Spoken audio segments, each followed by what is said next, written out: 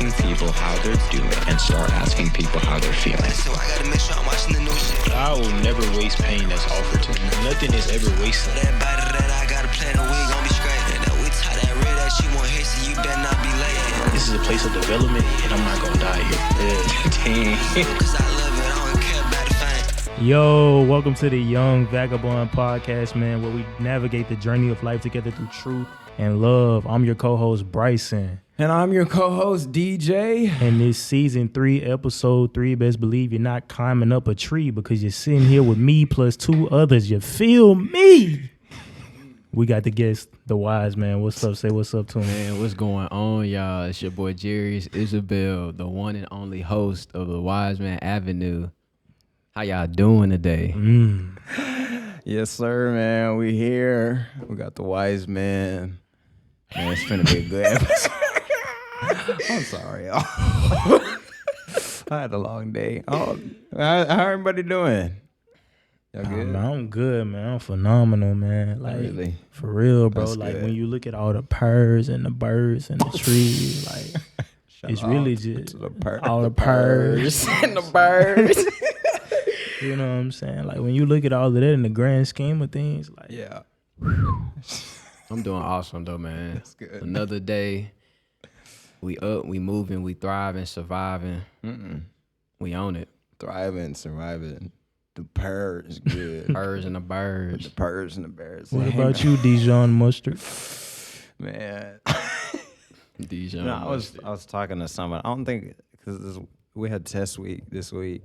I got a systems programming test tomorrow. Light work, right? Yeah. Yeah. No, it's not. Doing Linux systems and systems calls. And My head already hurting. You just Figure said, out I don't know what you just said. I don't either. And that's the funny part, actually, is I don't know what I'm doing. And yeah, so we got that. And then I took my music appreciation test today. That one wasn't too bad, but I'm just tired because I didn't do much. I did a bunch of studying this weekend, so I didn't really like rest. So I'm trying to. I was telling Bryson, like when you take a nap and you wake up from a nap, in that first few minutes, you kind of like just dazed. That's how I just felt all day. Like I barely, like I went to go to the music building to practice piano, and I just couldn't do it, man. I was just like, I don't got it in me today. So, yeah, that's me. But, hey, glad to hear you guys are doing well, man. It's good to say. Well, as we get started, I want to remind y'all to but if you are listening, to follow. If you're watching on YouTube, subscribe, like, comment, do all the things, man. We really appreciate trying to grow this thing continuously. Y'all guys blew up the first 2 episodes. Both of them are on 60 views cumulatively with Spotify and YouTube apiece. And man, that's big, man. In fact, our love episode has already eclipsed the first one. So you which expected because it's a really popular topic. But yeah, so we got that, man. So we appreciate y'all. Of course, always share. If you feel like this can resonate with somebody else, please do. As, we want to make sure that this content can be impactful to as many people as possible.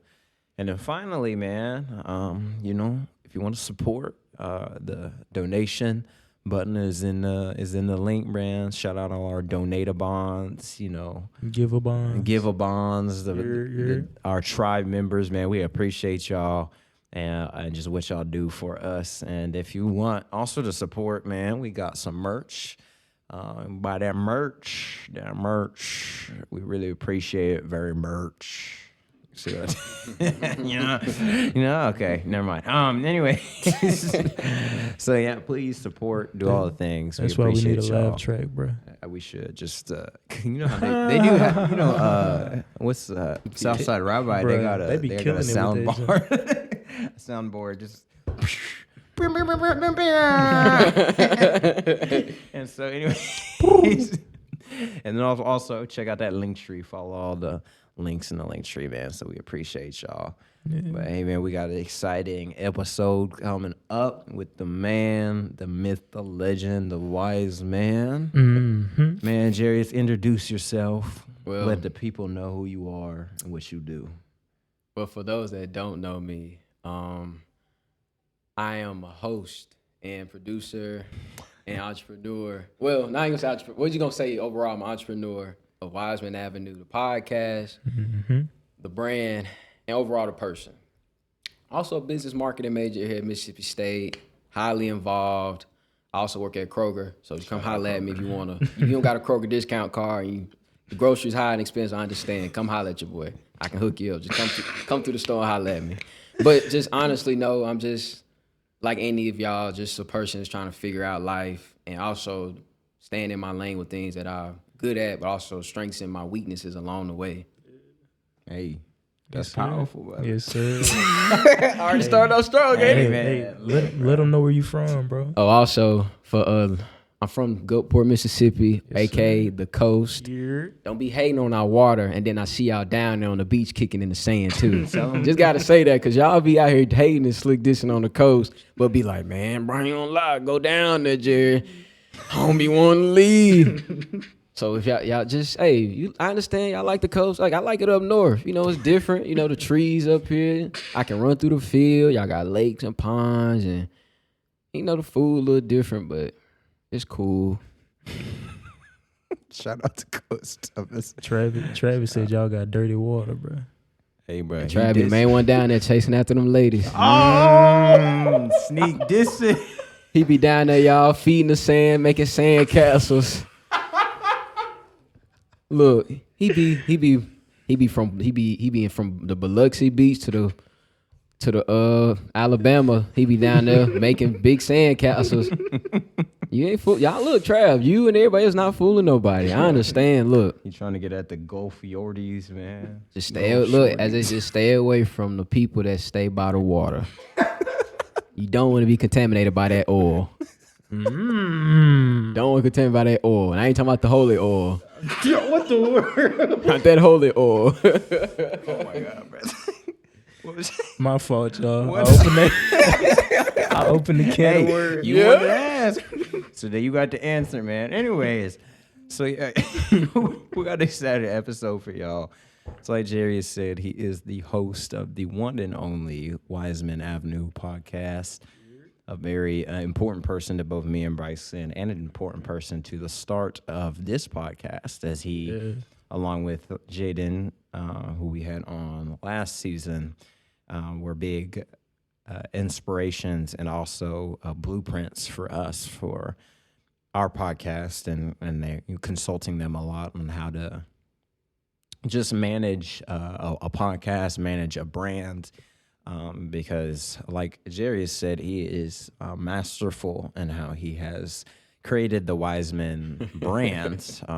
Is it that it fits more than just a podcast, but it's a whole persona, and it's a whole, just brand. And that, but where you see, you know, our logo and the brand identity that Young Vagabond has, we owe a lot to this man right here. And so it's a blessing to have him on the pod, technically for the second time, as he was on there for the Christmas special, where he dropped bars and also talked about how God flipped him over on both sides. It's still one of my favorite parts. And I cooked the steak too, y'all, for real. It was good. That's my favorite, I think.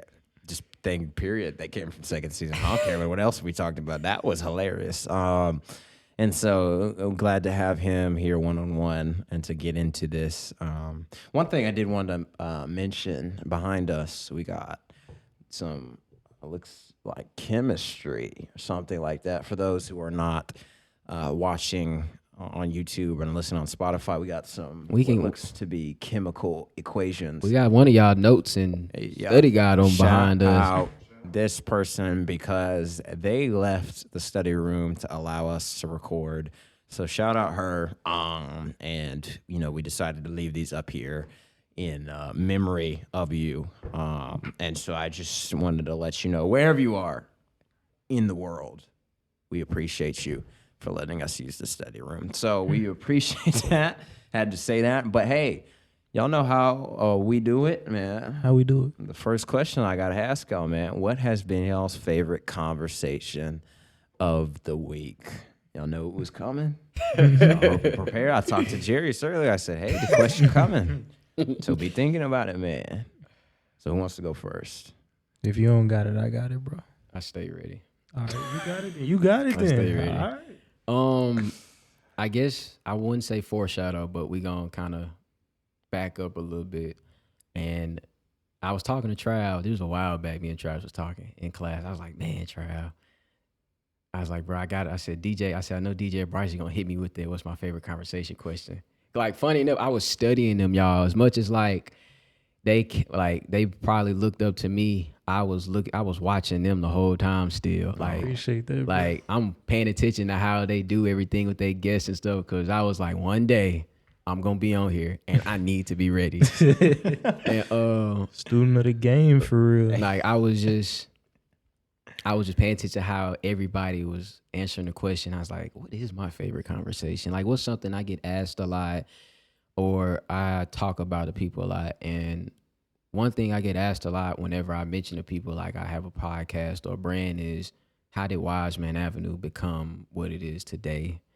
And funny enough, sometimes I still think about it, like, how did Wiseman Avenue become something? Like I can always say high school, it was a little minute, half a second videos on Snapchat that I still have that I was looking at the other day and I was kind of cringing at just because I was looking at myself with a baby face, hair, and my voice was kind of low, was kind of high still.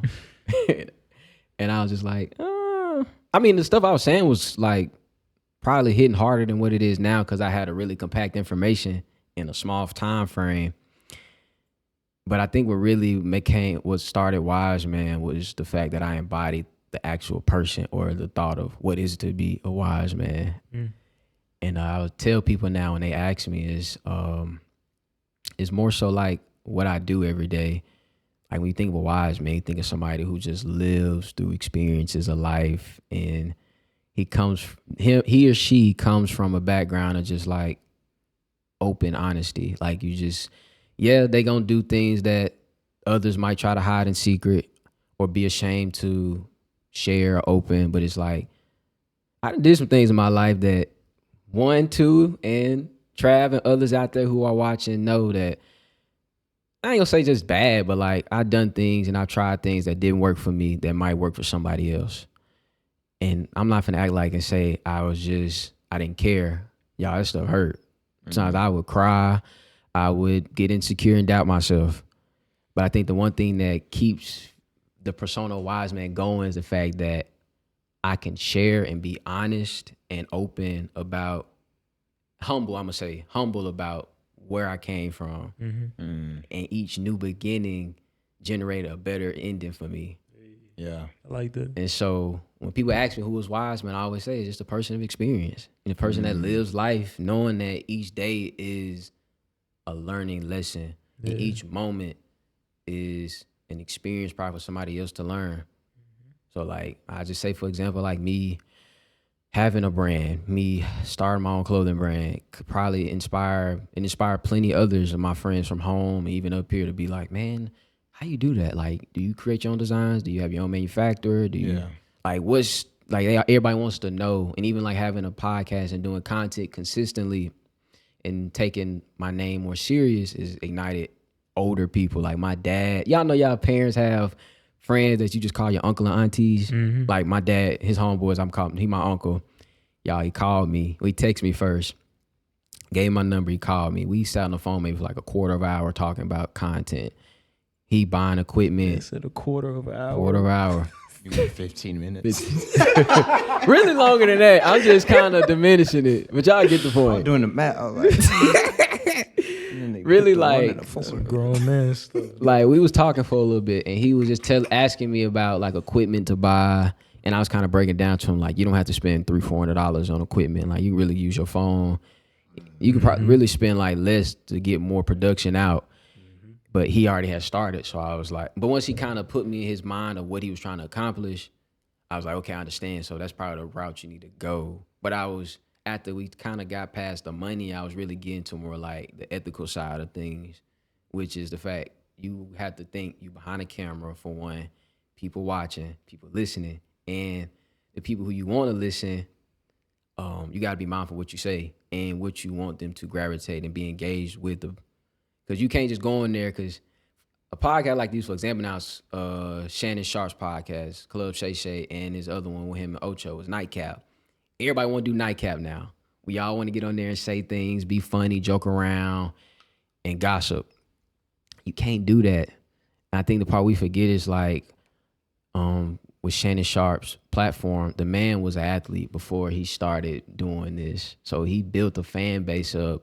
He was on Undisputed with not Stephen A, but Skip. So like he built himself up on multiple platforms to where now he can put himself behind the camera and just be ignorant. Man retired, he older, he's seasoned, got experience. So, and he got a name. People call him Unc. People don't call him Shannon Sharp or nothing no more. Like, so he has a respect level to where he can say things and people are listening, and he's opened the floor up to receive information. Though he's looked upon as a leader, he's still a follower because he wants to learn. He still understands that the times are changing, generations are coming after him. So he wants to stay up to par in the game with everything. And as a content creator, you got to think like that. Like, there's others that are coming behind you, though you're paving the way or though you're starting something different. You got to think it's others behind you or some others who are before you. You got to be able to take heed from the ones who trying to give you game, the ones who trying to receive game. That's good. Yes, sir. Now, I want to circle back to that because you said a lot that I think we can hit on. But Bryson, I want to give you a chance also to answer the question. All right, man. Bet I'm gonna try to make this joint like super quick. So I got like 2 quick honorable mentions if you don't mind. Shout out. All right, bet.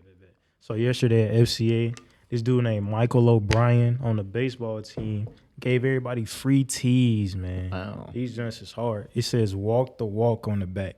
Because he said this year he really wanted to be intentional about, not just saying that he was a Christian, but like really walking it out.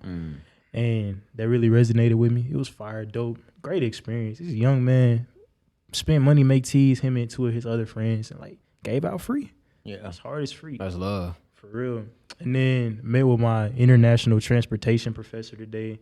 This man, he hit me with something so fire. He said the best way to learn is to like take stuff and just build up on it. Like find ways you can connect things. That was just dope. It was. I told him I was gonna drop his name on the pod. So like, Shout out, Professor. I made a commitment, so I can't back down from it. But International transportation. Yeah, he really was spitting. Yeah. And then like the one that took the cake for me was last week when I was in Kentucky. Met this dude named Gary from Zimbabwe, right? Oh. And he said, he was like asking me, what was I doing in Kentucky and all of that. I was like, just ministry stuff, whatever the case may be. And he was like, yeah, man, that's cool. He was like, me personally, I wouldn't want to do like full-time ministry. But he said me working at a bank, like that's my ministry. And I think that's so dope. Like, of course you need people in the church, in the pulpit doing these things, but you also need marketplace Christians. And I think like marketplace Christians are dope as freak to me, bro. Like, you doing an everyday job, but like you doing it to the best of your ability. You interacting with people on a daily. They're encountering the love of Christ just by interacting with you. Yeah. And I think when Gary told me that, I was like, yeah, that's fire. So I know I hit y'all with 3, but yeah. Hey, that's cool. I like that last one you said. It's kind of remind me of like my daily devotions I do. So before the episode, y'all, this morning I was going to wear like my PRE shirt, which is Paper Route Empire. It's a rap label by Young Dolph. And I was going to wear it because usually throughout the week, like every once a week, I do like my daily Dolph devotions. I call them DDD. Young Dolph got devotionals? Yeah, bro, he got little motivational videos, inspiration videos. Look, Shout out to Young Dolph. He be dropping some gems. Yeah. On just like embracing independence, and just being a young black man out here, right? And also just the mindset that I think most people should adopt and have, just encounter everyday life. And so like every once a day, I haven't dropped none lately yet, but it's, when you said that like marketplace Marketplace Christians. Marketplace Christians. That's what made me think about, like, we all got a certain role with Christ that I think doesn't always have to be involved in like heavy based like ministry in the church house. I kind of just like that though. It made me think of that. Yeah. No, I mean, I think, so my favorite conversation of the week was one I just had leading up to recording the pod for the day. So our college ministry has something called Theology and Coffee. Hey. And to not necessarily go into the deep theological conversation we're having, I think one thing that was kind of an offshoot that was said, I think relates to this is sometimes a person doesn't need a scripture, they just need a friend, right? And in essence, that sounds like a something counterintuitive, right, to a Christian worldview, because it's like scripture is powerful. You always need to be, right? But it's like understanding time and place, right? Within like truth is truth, but truth without context can be painful, right? Or Wisdom without context is wasted. Yeah. He said it. No, me. He said it. Yeah. That's a bar. But like for real, I mean, it's just like you got like if we look at the example of Jesus, Jesus was a relational person first, teacher second, right?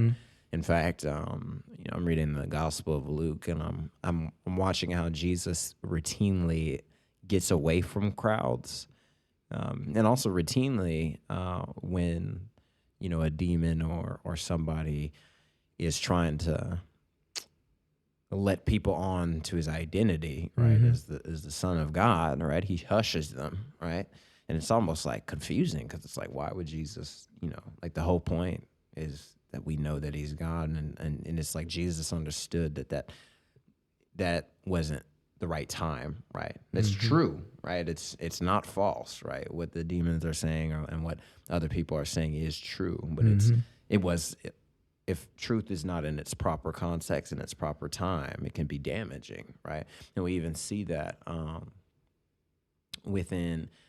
It's a story within Matthew where somebody receives healing, and Jesus, tells them to like not speak on it, right, at this time, and they still do, and it ends up slowing Jesus down from being able to go to the next area because now then a multitude gathers around him, and so it's just like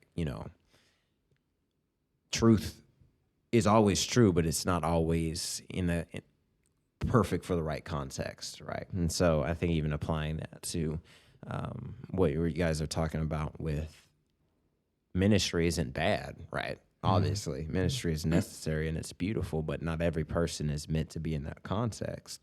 And you can, if you discourage someone, say like, you shouldn't, maybe you aren't called for ministry, or maybe this isn't where you're supposed to go, right?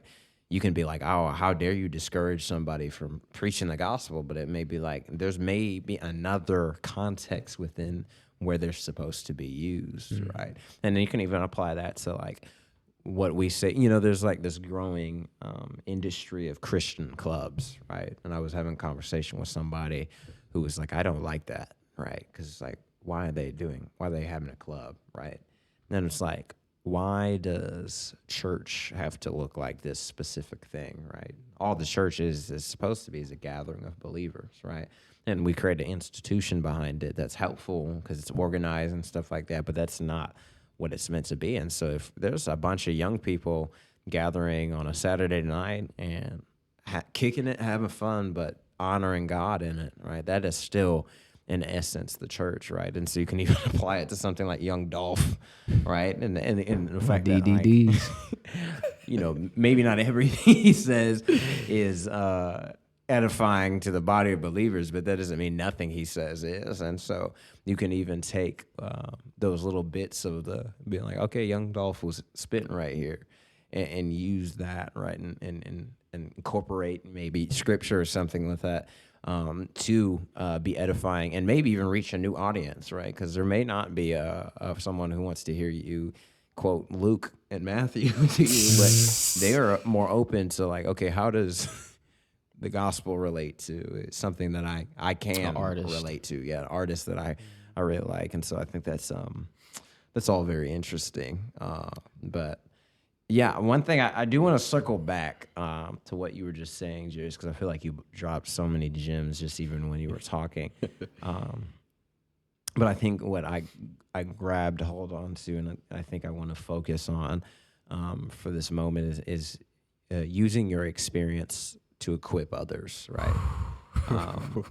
Letting others' experiences equip you, and using your experience to equip others. And so maybe you can even speak more on like how personally you've been equipped by other people's experiences, and how you've been able to equip others with your experience. Either one of y'all can speak on it. I gotta go. Hey man,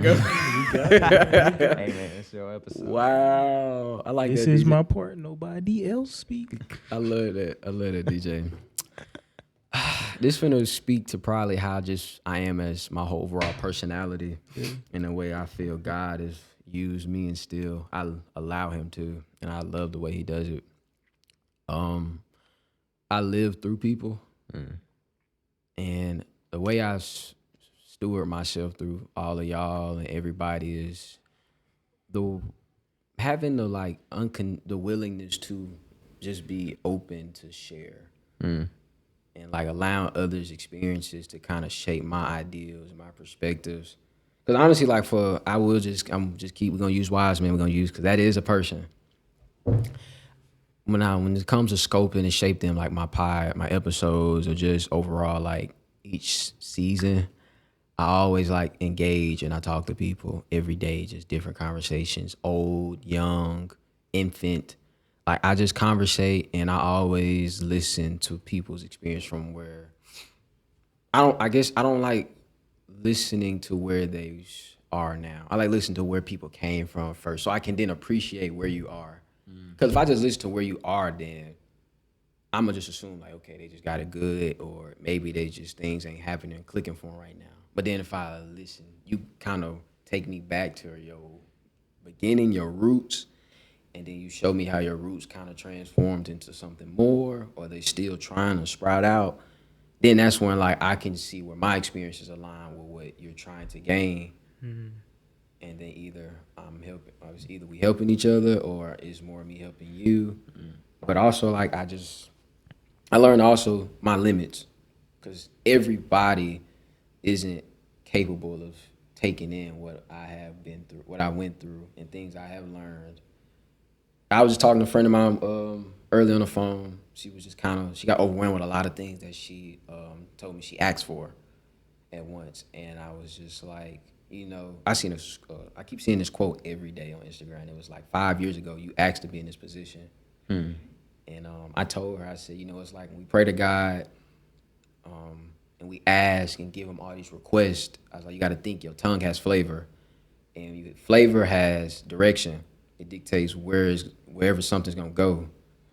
And I was like, when you keep giving him all the different flavors, what you want, how you want it, he just adding to the pot of things he already got for you. And once he bake it, he let it cook, he take it out, he serve it to you on a plate. Now you don't want what he got for you, and it's everything you asked for. And it's like when we young, we all were kids, we always ask our mom, tell them like, I want McDonald's, or I want this candy or this toy. And you stress them out, you bother them, you pulling on them to get it. They get it for you, you don't want to play with it, you don't want to eat it.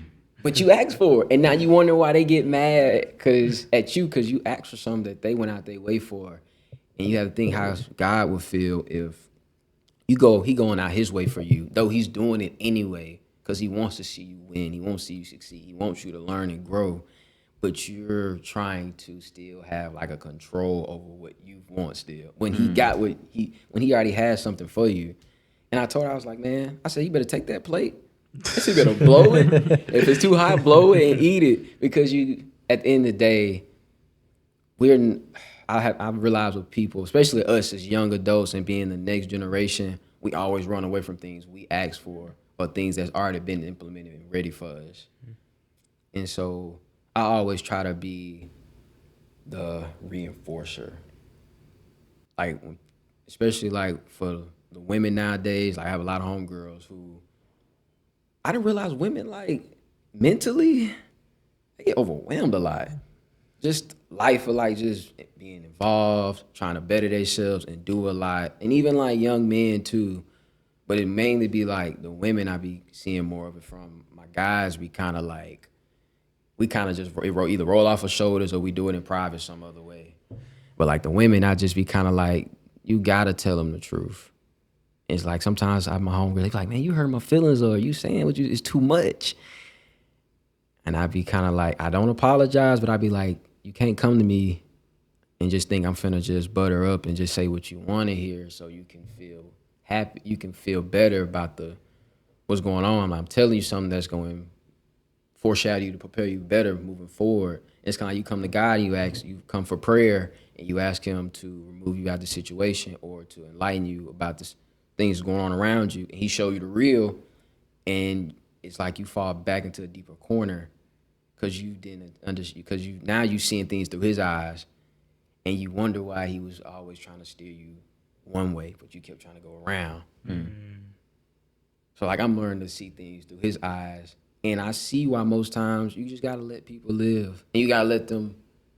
My pastor, Reverend Johnson from home, he said, I got a quote, and he said this. He said, if people feel like they can't live without God, let them live. They'll come back. Yeah. Dude. They'll come back. And if y'all think about it, you can, we all our life experiences where we tried things that we know are outside of us. We did it, we didn't like it, or we did it and kept doing it until we realized it wasn't for us no more. We ended up all coming back. We ended up coming back, and not saying like we came back to Christ, but you came back to realization this, like, this is who I am really. This is not me. Yeah. And so and most of us straightened out and realize our appointed purposes, and we go down that lane and we realize this is who I am, this is my calling. And I try to get people to understand that we all have a calling, and the life that you think you're living might not be the life you're probably supposed to be living. Yeah. But I can't tell you that.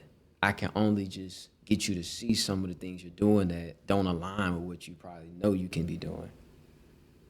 So I think kind of adding on to that, kind of what you're saying, when it comes to, I know it's something I struggled with when it comes to you have an experience and you want to equip somebody else, and they're kind of not receptive to that. And so it's really easy to get frustrated in order to tell them what they want to hear and stuff like that. But you're setting a person up for a greater failure if you try to be their savior, right?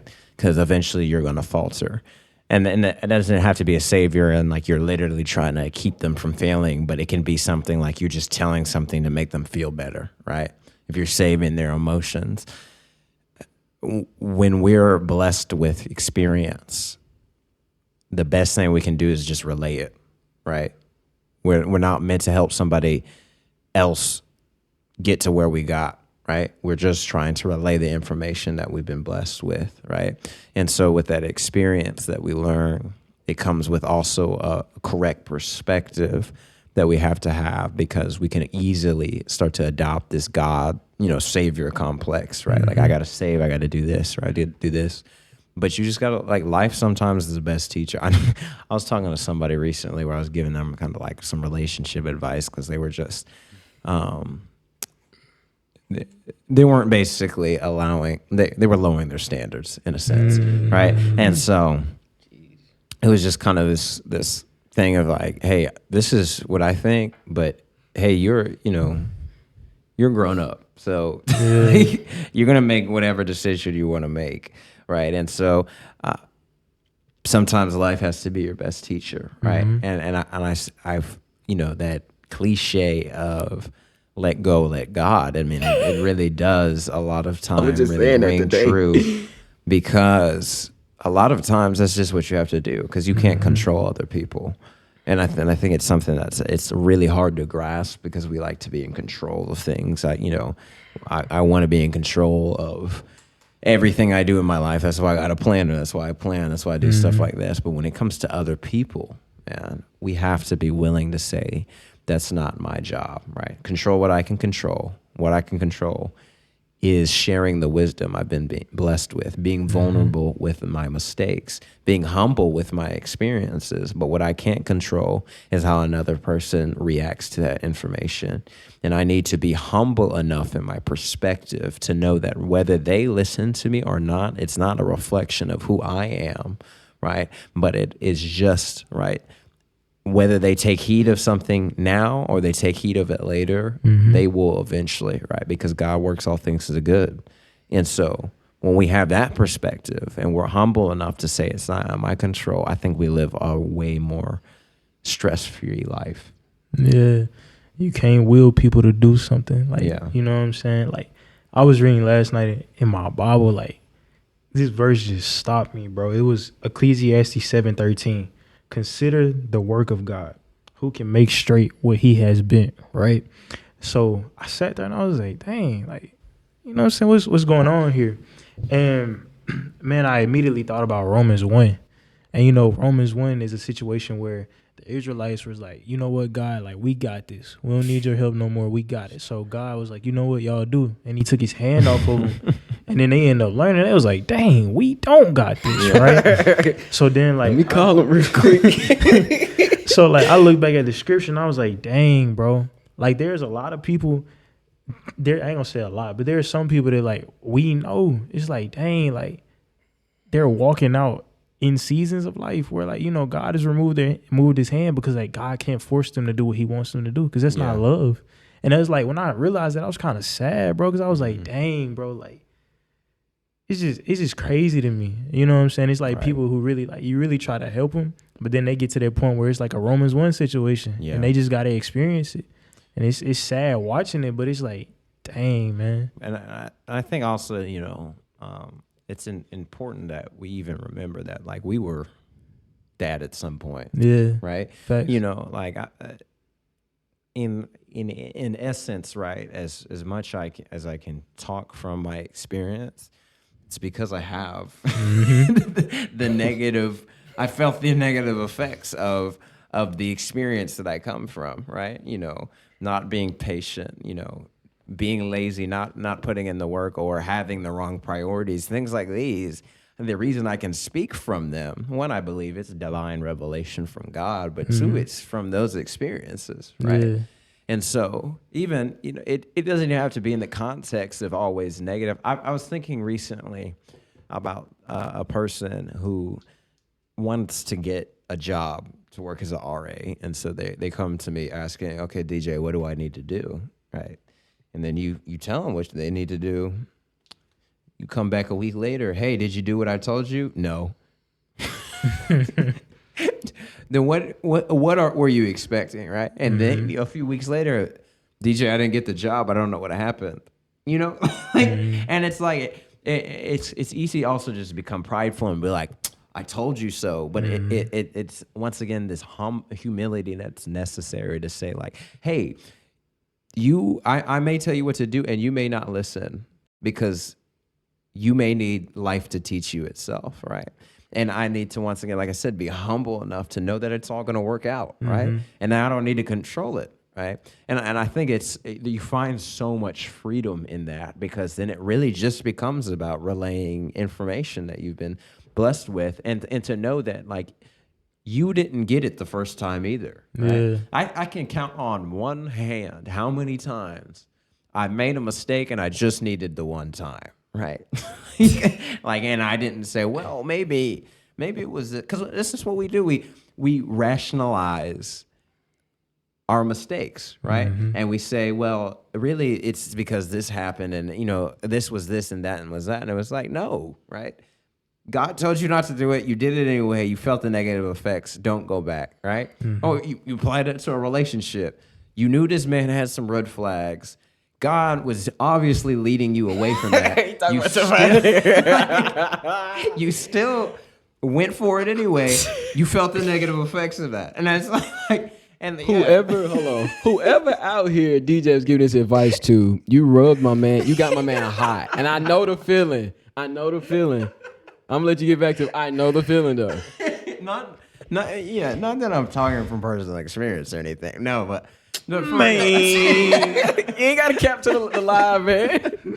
I mean, it's just, and that's real. And I think I've been guilty of falling this pit. It's like, oh my gosh, they just won't listen, right? But it's like, I didn't get it the first time either, right? And if I didn't get it the first time either, how much more grace should I have that God didn't give up on me and allowed me to continue to make that mistake so that eventually I could come to a place of full repentance and full understanding of the lesson he was wanting to teach me in the first place. So I think that's powerful. But I mean, that's why I like the whole book of Ecclesiastes, bro. It ain't nothing but like a man who experienced everything in life, and then he was like, you know what? I experienced this. This is where I went wrong. Let me help you not do what I did. yeah. And like, Jarius, I know you actually was talking to me earlier. You said you read Ecclesiastes recently. So like, what you think about that, bro? Funny enough, I had screenshotted a quote from Ecclesiastes. Well, scripture. Let me say that the other night, and it was. I just know the last part of it said something like "fear God," and basically, I'm gonna take it the same way you said it. Like it was just. It wasn't nothing but like experiences of. It was like basically a rule book of what not to do in this situation, and. I don't know. Now he's talking. It made me think about my dad a lot. When I read the clip, it made me think about conversations me and my pops have every day. Other blue moon, we talk or we see each other. And I told him this the other day. One day we was talking because I had an episode I did with somebody I was kind of really emphasizing foreshadowing, and he's somebody who foreshadows and don't realize it. And Ecclesiastes made me think about the fact how he was foreshadowing situations that we all might be in, but it's different ones. And you might look at it and be like, that ain't got nothing to do with me. I ain't gonna worry about it. I'm gonna see this though. It got something to do with what I'm in right now though. And the situation you think you're not in yet is a situation that's actually coming. You just not prepared for it until it actually get to you. And it's like when he used to talk to me, he'd be like, son, I'm gonna just say like son with ladies. He'd be like, son, like gonna throw you a curveball, you gotta not throw it back. Son, if she don't text you back, you know what that means, son. And I'd be like, man, what you talking about? Then like 2 weeks go by, y'all. It happened. I'd be like, okay. Who heard Jarius? I'd be like, I know what to do. Just move on, move different about my life. But it be situations like that, a moment like that, where I just be sometimes like, dang, I would have never thought about that. And I think when we try to be there for people, the control factor you was hitting on, DJ, comes from the like trigger that we don't want to see them how we was. So we try to prevent and dictate. Just like our parents don't want us to be where they were. Yeah. It's just a effect. It's like a wave effect of just trying to be a helicopter and a shining light for somebody everywhere they go in the darkness. Yeah. But the whole point of light is to shine at the end so they can see the direction. Not ahead so they get blinded and then they trip and fall. Yeah. 'Cause you know when you helping somebody and you mess up and you the reason why they fail, it's your fault. Yeah. And instead, if you just on the other end waiting for them and you have them figure it out for themselves, then they can appraise you and then they can really appreciate the true essence of your wisdom and the time you was giving them. Because the whole point of us giving grace to ourselves is the fact, understand, like you said, what the grace and patience God gave to us. The patience we have for people sometimes can run real thin just because it's the fact they don't have patience with themselves. It's like you trying to put what you have for yourself into them. And I was just telling somebody this the other day, I was like, I had to stop looking at people like I look at myself. I have to learn that though I'm a deep person, y'all, I still have sometimes you got to meet people on the surface. Yeah. And when I said it, it took me a while to process what I was saying. But then as I understood what I was saying, I apply it now. So I had a person, they was like, man, you're not as deep as you used to be no more. I was like, no, I still am. I'm learning how to better my relationships with people with certain areas. Yeah. Like some people might not want to go that far down with me. Sometimes it's best to just conversate and connect on this top. Some people like to meet you in the middle. Some people like to go all the way down to the abyss and unknown and just go there with you. But you have to be willing to like be open, be vulnerable, and understand how you used to be. So that way you can like, it won't be as hard for you like to trip about certain things people do in their ways, because we all not perfect. Like everybody has something about them that they might not pay attention to, but you see it, you don't like it, or you wish they could be better at. I was telling my homegirls the other day, just not too long, we was on the phone. I told her, I was like, man, if only you could see how you used to be. I said, you would be mad at, and you would see how most of us used to feel.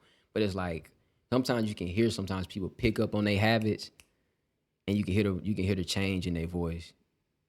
Even though we say actions speak louder than words, I feel like sometimes words carry a little bit more weight too, because the fact your mind is telling you, it's like in your mind you have to acknowledge, and then you speaking on what you know about yourself now. It's like, okay, now you took the time to be accountable and take in what you were saying. I think you said, a couple of things that are I think really good. I mean, first off, the emotional intelligence that's necessary for being a counselor, right? Because in essence, is what we're talking about, right? Is when you have an experience and you've gained wisdom from that experience, you can now counsel others through that experience. But notice, a counselor isn't a guider, right? When I was applying for colleges, my counselor didn't write my essay for me. No. I wrote it. They edited it. They may have said that, well, you may want to look at this and tackle this right here. They didn't write the essay for me because they're not applying to Mississippi State University. I am, right? And I think about this verse, Proverbs 3:5-6. Trust in the Lord with all your heart and lean not on your own understanding.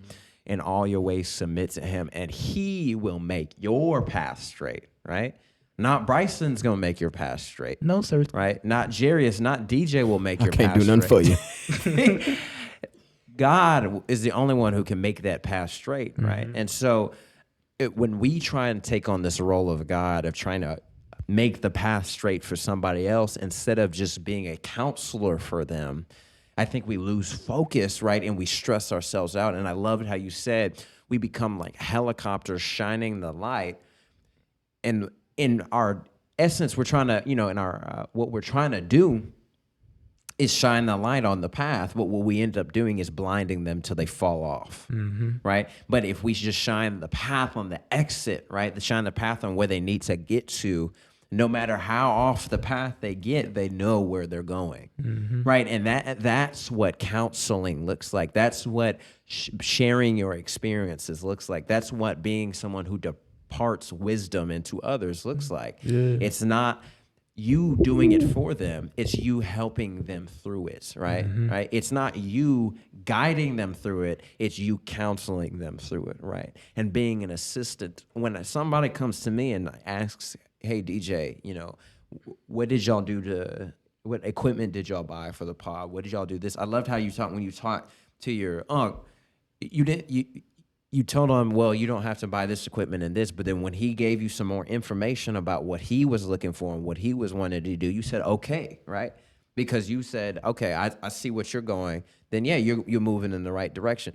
When somebody asks, okay, DJ, what did you do? I'll send them the resources, but I'm not going to be there and set up and say, here, this is what you need to talk about, and this is, because that's not that's not my calling from the Lord, right? That's what you believe you're supposed to be doing. That's your calling. And I can't because when we try and help somebody to their calling, right? Help in parentheses, right? We try and control their calling, right? And then their calling becomes our calling, right? And we see this mesh where it's no longer what they want, is what you think they want, right? And it's like it's this humbling thing to do. Because in essence, we feel like we're helping, right? But what we're really doing is being selfish, right? Because we're not saying this is what you need help with, right? So let me help you. This is what I think you need help with. So let me do what I think you need so that I can feel good about helping you. And I think, man, we got to get out of that because we have a lot of people who are blind leading the blind, right? Literally. Because we're not supposed to lead. We're just supposed to counsel. I will say this, and I'm gonna let you have it, Bryson. I think also the fact with counseling and leading is all great leaders have to know how to follow at some point. Yes. And I think we we lose sight of when we think of leading is the fact you think you're at the forefront of everything or you're on the sides, media in the middle. No, most leaders in the back. If you think about it, all leaders in the back. You think all the leaders we know that was before us or even that's now, like, of course we're going to see them on the front. That's people going to, of course people going to put them high up and on the forend so you can see them. But you in the back receiving and seeing everything because you have to let the people that you're leading and God feel empowered to be more. You want others around you to feel like they have a sense of purpose, a direction, a calling more in a sense. Right. Because if you at the forefront of everything, of course everybody just gonna feel like, oh, we just going off what he doing, what he's saying. Yeah. Like it's like having a team, and if you're the supposedly captain, you want everybody around you to feel like they have a role to play. Yeah. I was telling Rod earlier that he was like, man, Jason, I'd be tired after all my games. I'd be having an average 25, 30. I said, let me break it down for you. I said, the first quarter, get all your teammates involved. I said, you just try to get your 6, 7 already, but throughout getting that, you get everybody else going. And he was like, man, some people don't like get down. I said, man, you have to sometimes direct people to their spots where you know they meant to be at. And as a leader, like that's what comes with it. You have to know your personnel so you can direct. Sometimes you have to redirect and realign people where they're supposed to be at. So then you can really exploit their strengths. Because sometimes they think their biggest strength might be their biggest weakness. And they don't see it though. They just see it like, oh man, I've been doing this for a while. But when it comes to a different situation, but you still the same and ain't changed, you're going to get exposed. Yeah. And so like when you're trying to lead a group or direct them, you have to understand everything that goes on around. So that way like you can then just kind of, it's like playing chess. Just put all the pieces where they're supposed to go. Yeah. And then you just kind of watch it all unfold. Yeah, I like that, bro. Like that's real good, Jarius. Yeah. That's real good. And then like I love how y'all both attacked like, just being a counselor, right? Yeah. I think of two examples in scripture. One went good, one went bad. One went good, Elijah and Elisha, right? Yeah. Elisha came up to Elijah. He was like, yo, did you call me? He was like, no. Long story short, Elijah was like, look, bro, you go listen. That's God calling you, fam. So Elisha ends up listening, and then he ended up getting a word from God, right? Yeah. He didn't go like, all right, bet, we finna go sit together. I'm finna walk you through this. He said, no, you go do this. Yeah. And you report back to me what's up, right? And then we got one who flops. Shout out Samson. You know what I'm saying? Because Samson's parents, like, they told him, they was like, look, you stay away from the Philistines. You got a call on your life, right? This man gets attracted to a Philistine woman. You know what I'm saying? Like, he already flipping off. Like, and then he was like, yo, go get her for me. She looks good in my eyes. And they was like, we don't know about that one. Yeah. But you know what? Samson did what he did. And eventually, like, long story short, that didn't work out. Then he meets Delilah, and it leads to his demise. So we have an example where somebody listened to counsel, and it worked out. Yeah. And we have an example where somebody ignored counsel, and it ended up costing him, like, his calling. You know what I'm saying? His life. So we haven't his eyes for real. Real talk. Bro couldn't even see no more. So she looked good, but he couldn't even look at her. He couldn't. Hey, that's a word for somebody. You right though. That's a word that's for somebody. Saying for real. You can look but can't you can look but can't touch. Dang, he can touch but can't look. This man. But no, for real though, that's a word for somebody, bro. Yeah. This man got to the point where like what he wanted, in a sense, ended up costing him his eyes. He couldn't even look at it no more. Yeah. So like, what are you chasing after that? Once you get to that, you like, dang, I can't even really enjoy it how I wanted to because once I got it, it's like, dang, this is it. This is really what I risk my time for. This is what I spend my efforts on. This right here. Yeah. Don't waste your time on stuff like I don't know, man. Nah, Bryson, I'm finna align what you just said. Because my homegirl was telling me that she said, Jerry's just like everything I prayed for is coming in at once. And I said, though we all think God is blessing us with the things we ask for, but we forget that him and the devil work together sometimes. And sometimes unpack that, my boy. I was like, look, the devil will send you all the things you think you deserve too early. All the good things you think you asked for too early. And we always think, yes, good and evil. But it's like, they have like a relationship where it's like he might send him to do certain things just to see if you're really ready for something. or if you really like you ready for the calling that he has upon you, or have you been practicing or implementing things that y'all have talked about through prayer, devotion, ministry. He gonna be like, you know what, bro? DJ look like he been consistent and disciplined lately. I want you to test his discipline real quick for me. Throw a lot of schoolwork on him, make his life miserable. See if he still go to the gym. Put a attractive woman in front of him real quick. See how long he conversate with her. See how it go. Why Jared is talking? You been watching me, Jared? I'm just speaking light. No, I would say probably the verbiage you may be looking for is God allows, right? He allows him free way to do certain things. Enemy, because I mean, ultimately, I think what you said in essence is true, that while God sends gifts, the enemy sends counterfeit gifts, right? And so sometimes what we think we want, right, is not. I think about it like this, you know. When someone will ask me the question of, I'll tell them, you know, I'm a virgin, I'm waiting till marriage. And then they'll be like, well, aren't you worried you'll get married and it won't be good? And I mean, that's a vast question. Thinking about. You know what I'm saying? I mean, that's the first thing that I go is like, wow, I've married this person. Hopefully, like I love them. I hope so. But I think about, you know, God knit us together in our mother's womb, right? Mm-hmm. And so, in essence, what that communicates to me is that God knows us, our inner working, better than we know ourselves. Yeah. Right? And, you know, Matthew 6:33, you know, seek first the kingdom of righteousness, all these things will be added unto you, right? If God knows you better than you know yourself, right? And he wants to add all these things unto you. What that communicates to me is that God knows what we want better than what we know what we want. Mm-hmm. And so sometimes God allows us to receive what we want, right?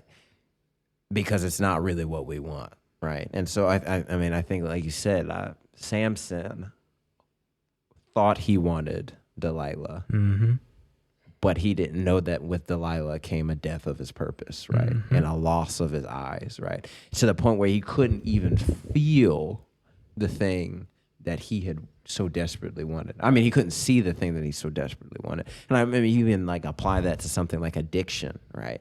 You get that first high of whatever it is. That high never comes back, right? You never feel that level of high after the first time hitting it, right? But you end up chasing forever and forever that high again till eventually it costs you your life. Literally. Right, and I think we will look at somebody who has an addiction to drugs or something like that, and we'll say, I can't believe they're like that. But what about that addiction to lust? What about that addiction to pride? What about that addiction to attention, to the praise of man? What about all these addictions, right? These socially acceptable addictions, right? These addictions are costing your life, right? Yeah. And it doesn't have to be a physical death, but it a lot of times is a spiritual or emotional one. You die to who you really are every time you take another hit of that attention drug, right? Because it's no longer about being who you are. It's about being who everybody wants you to be, right? And so then you have no idea who you even are, because you're too busy trying to play the part you need to be to receive the most amount of attention you can get. And so, man, we chase after these things, and it's like God wants to give us something better, right? But he allows the enemy to bless us, air quotes, bless us with the things that we think we want, right? Because sometimes we need to experience that in order to understand, man, this is not really what it's cracked up to be. And I think that's so powerful. For real. DJ, you went on a spree with that one. You went on a real spree. And I was talking about that when I did my inspirational message. I was going on about how each mountaintop we go is a different level, and we all hit zero. Each level we go, we have zero regardless. And the part I feel like it kills everybody is that when you go to a new beginning, you feel like you're nothing. You still something. Like the last mountaintop you just came, you was at before, you was something, but you came out and you felt like something because all the things you overcame and accomplished. Now you at a new beginning in a new space, a new environment. You feel like you at zero. No, remind yourself of what you are and where you came from, and still remind yourself of that sense of purpose you have to drive you to become a new something, a better something. And sometimes though we get stuck on who we are at something, it blinds us. It's like it's almost a high, like it's a high you can't come down. Like I've seen a lot of times people like high school fame. You know, we got buddies who reminisce about how they used to be. I used to be the best starting on the basketball team. Like try to still reminisce about the hallway days or the classroom days and like what we used to do, what we used to talk about, the people we used to fool with. And it's like, you look at them, it's like you try not to kill nobody's spirit because that's the confidence they have. But it's like, it's the same time you gotta kind of like, That was 4 years ago. Move on. yeah, like you gotta I'll tell say it. Like you gotta tell them, like, man, look, bro, most of us got jobs, they got kids, or we in college doing bigger things, and it's like you don't want to. You try to dim your light sometimes so they can feel comfortable, but it's like, what I'm doing this for, and you not trying to do better for yourself, and you still stuck on this little hill, and I'm trying to climb Mount Fiji right now, like so. Yeah. Like, bro, you going. Sometimes you just leave them where they at. But it's like, it'd be hard, though, for people to come up when they still haven't realized what they got in front of them. They still look behind them. Yeah. Like, we can't step into the blessings of a new season if we're too busy trying to hold on to the old ones. Mm-hmm. You know, I think I just read a scripture in Luke. You can't put new wine in old wineskins, right? Mm-hmm. I would wonder, man, why there may be people who haven't experienced a breakthrough because they're too busy, they're too afraid to let go of the blessings that they had previous, right? And so, you know, my mom says this: God can't bless a closed fist, right? Mm-hmm. And so if you're so busy, like, okay, this is what I used to have, this is what we used to do, God is trying to bring you into a new blessing, but he can't if you're too focused on what it used to be. And I think that is something that may be freeing for somebody right there, because I think you said that was so powerful. Just what you said is like, we're just too busy celebrating and too afraid to leave the hill that we don't even realize God wants to put us on that mountain. I got a quote real quick from y'all. I had to go on the Wiseman bars for y'all. It's getting so good. I had to go down the street, go in the cabinet. I had to pull a bar out for y'all. And what I got is from a book I read. It's called "Everything Happens for a Reason" by Myra. And they say there's nothing wrong with who they are. There's just something wrong where they're at. And sometimes nothing be wrong with us. Like I love this now. My grandma and my auntie and them always tell me this all the time when I was little. They bought me some Too Little shoes, y'all. Just follow me real quick. This is a funny story, but it's gonna make sense. Yeah. They bought me some Too Little shoes one day when I was in school, and they didn't know. They put the shoes on me, and y'all, and I say my feet were like my feet were balled into like a fist the whole day, and I was kicking and complaining because my feet was hurting. As soon as I got home, y'all kicked them off, and my feet were just like, how you stretch in the morning out that good nap. My feet was just like moving and pulsing and just stretching. And I say all that because, like, okay, we all get something. We in a situation that's new, it's different, it's uncomfortable. We're not used to it. And when you're someplace that's tight knitted and you're not used to this type of congestion in space, you try to like wiggle yourself out and like make room. And sometimes you be in areas where sometimes you have no business being there, and it could be very congested, suffocating, high pressure. Like how most of us at a PWI, and we in rooms with predominantly white students, and it could be very congested because you're trying or like you're excelling, but it's like you don't want to be looked at as an alien. So you try to hang out or try to integrate yourself in these groups and these situations, And sometimes it can feel they accepting, but it's different for you because you're used to being around a certain crowd and a certain group, and it's suffocating you on the inside because you're like, oh, I just made it through another day, man. Trying to be somebody I'm not, or you're trying to figure out who you are now because you're learning to be diverse and include yourself in different groups. And it's like, there's nothing wrong with you, but it's the fact that you're just in a different atmosphere. And God, I'm finna start getting technical now. When we go into different atmospheres like space, the oxygen level is different. Or we go in places like the ocean, oxygen level is different. We can't breathe down there long because we're not used to being down there. But let's just say, for the sake of this argument, we adapt. We grow gills. We get weapons in our fingers and hands in a tail form. Start swimming. Or like, you can fly. Like we adapt and like fly? Yeah, like I'm just saying, like in space, like you can fly, like Okay, yeah. you know, your body just starts to, you don't receive melanin as much, so like you get a different coloration in skin. You just adapt to your environment and like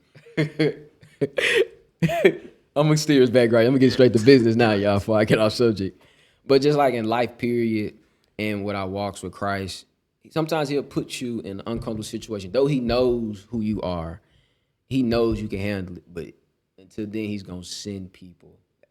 My grandma said, she said, God sends sounds through people sometimes. And sometimes he touches a certain person, he says, go to them. He might send somebody from across the union, go to them. Somebody in ACDC, go to them.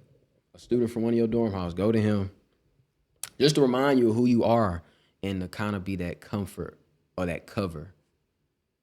Like a safety blanket for you, reminds you just a home, a place. Because one thing I picked up on is like, we confident in places that we feel good at.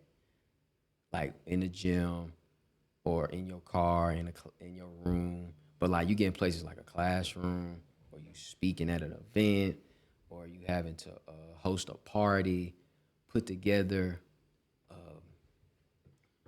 something for a friend, like a party or something. You get nervous because you're not used to doing the things that it takes to make it happen. But you start thinking about things you have done and how they align, how they apply to the same thing, and you start feeling better. You start to adjust, you adapt better, and then now you can show your true colors and the true essence of who you are, so that everybody can appreciate it. I think two thoughts that kind of came to mind with what you were saying. I mean, I think it's funny verbiage just because of the feet shoe thing, but you know, don't shrink yourself into shoes you were never meant to wear, right?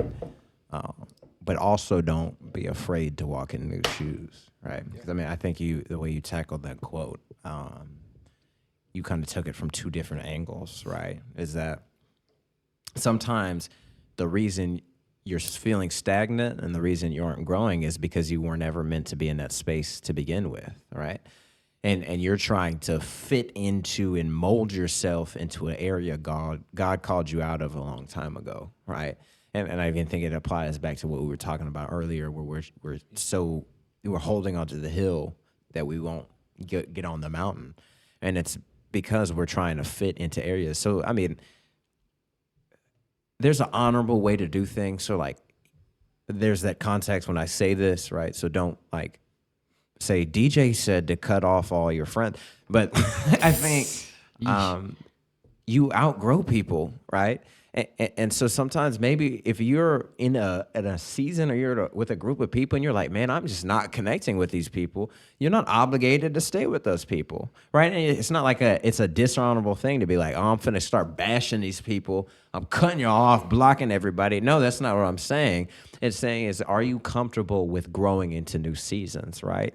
And we like to stay in our old shoes. We like to stay in things that fit us. Because like I've been wearing these since 5th grade. But God may be wanting to put you in a new pair of shoes, right? And are you willing to walk in those? Even if they're feeling uncomfortable, even if, you know, like when you be in the shoe store and your mom would never like just be like, okay, we finna buy these shoes. They would always be like, put them on. Let me see how they right? look. So you having to take out the little brown paper junk And then you having to put it on and it feel weird, right? When you first put on a new shoe, right? Does that mean, don't buy it, stay with the old shoes? No, right? Part of life is moving from one season to another, right? And the reason you may be feeling stagnant, the reason you may not be feeling connected is because, man, you're not willing to leave those old shoes. So, like, leave them. And I hope that can encourage somebody who's here, who's maybe listening, is that God is ready to take you to the next level, right? To the next season, to the next blessing, to the next, hey, it may even be next trial, right? It may not be a blessing, right? But the next season of life that's going to grow you and prepare you for something greater eventually. Don't hold on to what you have or what you used to have that you miss out on what could be for your tomorrow. Nah, for real. It reminded me of like the Israelites in manna, right? So when the Israelites were in the wilderness, God rained manna on them so they would have food for that day. God told them to grab the manna for that day and eat that manna for that day. Don't worry about storing it for tomorrow, because when they stored it for the next day, that old manna bred worms and stank. But God rained new manna each and every day. Yeah. So I think we can get into this habit of trying to hold on to old manna that got worms and it smell bad. It's not edible. Like that. Yeah. But when God is bringing new manna the next day, you can't eat old manna because you're going to end up getting food poisoning. Yeah. You know what I'm saying? So you got to be prepared and be ready. Like, God, I'm ready for the new manna. Yeah. Whatever that case may be. And no matter what the situation is or the blessing, the gift, whatever the case may be, like, it can still be a blessing. Because I really hold firm and fast to Romans 8:28. And we know that all things work out for the good of those who love the Lord and are called according to his purpose. Like, no matter what, if you trust God, like, everything will work out for your good. But we got to be willing to, okay, God, I can take the manna for today. I'm not going to try to harbor and hold on to it for tomorrow. Yeah. I'm going to be able and I'm going to be willing to let go of that and be ready for the new manna that you give me tomorrow. Yeah. Bryson, that's really good. Yeah, that's I think you old manna versus new manna. Then you put it perfectly, like encapsulating just that. So, man, I think that, like I said, that's really powerful, and I think is meaningful to. Because I know I've been in seasons where it's like, okay, this is what it, what it was, right? Mm-hmm. That I forget about what it could be, right? And it's not like, be grateful for that manna, right, of today, but don't doubt God's ability to bless you with new manna tomorrow, right? And don't doubt that. I think some of it just comes to like us just not believing that we can have better, right? So we have what's tangible, but it's like, no, there's better out there, right? And so, like, let God take you through what he needs to take you through so that you can get to that better. But yeah, man. One thing that I want to kind of circle back before, because we are now an hour and 15 minutes, so unfortunately we'll be having to wrap up pretty soon. But one thing I kind of want to circle back. We talked about leadership, and I think there's something else that we kind of glossed over just because we started moving into what we talked about next. But I kind of want to bring back, and Jarius, you said it, where you said leaders lead from the back, right? And so when we did our panel discussion, which is now crazy that it's coming up on a whole year. So I guess actually this is the third time Jarius has been featured within the Young Vagabond podcast. Technically the YouTube exclusive, he has that. So y'all go check that out. Shout out that, for real. That's a good one. Don't have that many views, so y'all missing out on some bars. But for real. Anyways, we talked about this concept of leading from the dirt. And I think about what John Maxwell says, that everything rises and falls on leadership. And it's because leadership is foundational. And that leadership isn't about what you can do, right? Because if a team is built on you, it falls on you, right? But if a team is built on leadership and good leadership, it doesn't matter if you're there or you're not, right? And so when you build things, whether it be ministries, businesses, movements, don't build them around you. Build them around the cause. Build them around leadership. Build them around something that is solid and foundational that can outlast you, right? One of my biggest regrets probably is I started playing with organization back in high school. We don't really got to get into the details of it, but because it was all, I didn't know that much about leadership. So I always felt like it was all on me, right? And so the way that I even structured the organization, it was always on me, right? Mm-hmm. So even if I had help, right, that help eventually reported back to me, right? And it was me holding the hand, right? Me, what's it called? Micromanaging, that's the word. And micromanagement, man, that's not the best form of leadership, right? Because you don't build team members, right? You build pawns, right? And even when you relate it back to the chessboard, I don't want a chessboard of a bunch of pawns. I don't know if y'all have ever played chess before, but I don't like that's like you're not winning, right? Yeah. I want a team of queens, man, right? And so why would I build an organization of pawns when I could build a team of queens? Mm-hmm. And I think, man, that's what leadership is about.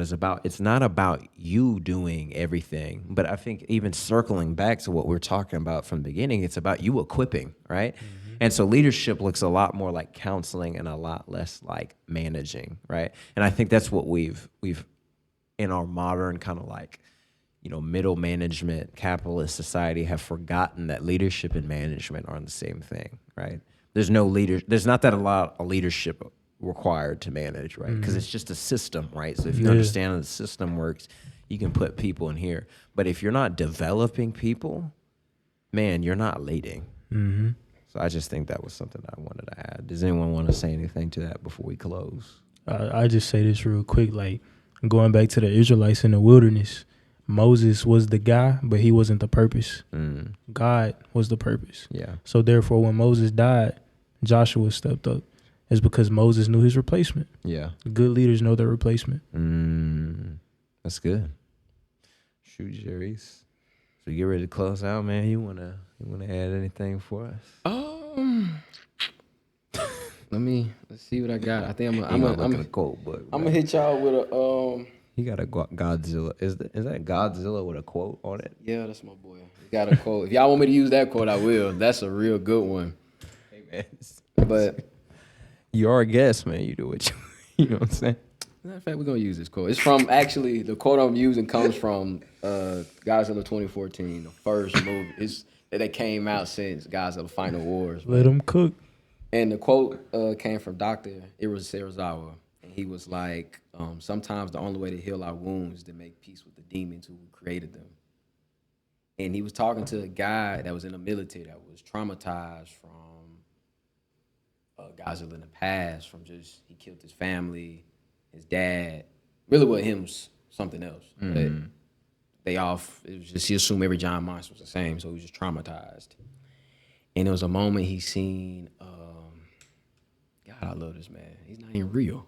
But it was a scene where he seen Godzilla on the ground, like a building was on his back, and he seen him on the ground. He seen him defeated, and they looked at each other. And he was just kind of like, you just look at something, you just kind of get that look. He was like, okay, I understand. We're on the same playing field. Though we are not the same species, we both can get hurt. We both can fall and feel defeated. And I think it's like leaders. Well, I won't say leaders, but as people who like to micromanage, they fail to understand that they failed and that they too can fall. So they try to dictate every step so they won't have to fall, so somebody else can come up and pick them up to lead them. And the more we pump more counseling into more leadership role development systems, the better then we'll turn from just a capitalism to a free-flowing system where everybody can now function. It could be a plug and play, like I could take you out and things are still running okay still, just because I have others who understand your role, but just like they understand their role. It won't just be if I take you out, everything falls down now because nobody understands what you did. And then like me working in an environment where it's kind of like I do all I do a lot. I do more than just one thing. And like being around managers and having assistant leaders who kind of are too good. Like people get a position and they get entitled. They feel like I worked hard, I deserve this. I always said, if you put me in a management position, I'm gonna be the manager that is gonna work harder than his employees, because I want them to know that though I'm higher salary wise, my work ethic is just the same as y'all's, because I'm still working every day for the same thing. Working for a check, just like y'all. Like, as long as, like you said, it's God's purpose that instills leaders. As long as everybody understands their purpose and what they're doing, the intention behind it, I think maybe then everybody could develop and be better. But everybody doesn't want to go back and look into why they're still. Nobody wants to go to the origins of the hurt or the reason why things are where they are, because they scared, because you got to leave back and entrust something to somebody else until you come back ready. I think that's all I got to say to close, though, y'all. So I will say this one little message and phrase. Oh. Don't be scared to go back to where you came from. I'm going to always say that it's okay to go back to the origins and recoup, refine, and redirect so you can be divine again. That's all Wiseman got to say. I love y'all. Let's take these back to basics. He Basic. I have no idea how he did it, but he somehow related to Godzilla 2014 to what he's talking about. I gotta give you credit for Me that. and the Big G go way back, y'all. I gotta give you credit for that. You know, the youth pastors who be making, you know, stuff like, God is like popcorn. No. Oh no. Funny enough, like pastors like that. Well, I ain't gonna say, but people who like think figuratively like that. I don't know. Like, I'm very metaphoric, so like I always try to align things. I don't know. It's weird. I make it work though. Hey, shout out to y'all. I guess I'm not that creative. Shoot, man. Well, as always, yeah. You guys know the drill. Please subscribe, like, follow, do all the things. Go to Linktree, follow the links. The Wiseman Ave link will also be available in the description. So y'all go listen to him. Listen to some of the wisdom he dropped. We appreciate you, brother, for coming on the pod. Yeah, and allowing just your... I don't want to use the word presence. That sounds weird. But just coming here and sharing your wisdom and your experience. We really appreciate that. And like, of course, like we said earlier, brother, we're very thankful to have you in our lives. You've meant a lot. And this man's done a lot. That panel discussion we just referenced, that was his idea, and that was his initiative to get us all together. Y'all make an old man want to cry, boy. And I mean, we're so honored to be able to call you our friend and to be able to be in this space at Mississippi State and this, as fellow creators with you, man. So, facts. Hey, man, we love you, man. We appreciate you. And so, yeah, man, I think that's pretty much it for me, and I think that's pretty much it for y'all. So, what do we say? Y'all be blessed. Don't stress. Do less and let God take care of the rest. We out. Yeah, I need a bag. Como se dice? I make a banger that got it on replay. Why they talking about